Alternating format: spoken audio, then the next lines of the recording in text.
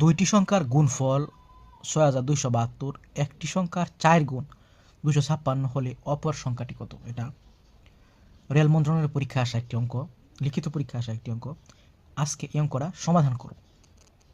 দুটি সংখ্যার গুণফল দেওয়া আছে ৬২৭২, একটি সংখ্যার 4 গুণ হচ্ছে ২৫৬, একটি সংখ্যার 4 গুণ মানে ধরি একটি সংখ্যা হচ্ছে এক্স, তার 4 গুণ কী হবে? 4x। 4x সমান কত দেওয়া আছে? 256। এক্স কত হবে? 256/4, 64। এখন বলছে যে দুটি সংখ্যার গুণফল দেওয়া আছে ৬২৭২, একটা পাইছে 48, তাহলে অপরটা কত হবে? গুণফল। তো ৬২৭২ হচ্ছে গুণফল। গুণফলকে আমি ভাগ করব 64 দ্বারা ভাগ করব, মানে এই গুণফলকে, দুটি সংখ্যার গুণফলকে আমি 64 দ্বারা ভাগ করব। ভাগ করলে যে ভাগফলটা পাবো এটাই হচ্ছে অপর সংখ্যাটি। তাহলে একটি সংখ্যা হচ্ছে 64, এই সংখ্যা 64 পাইলাম।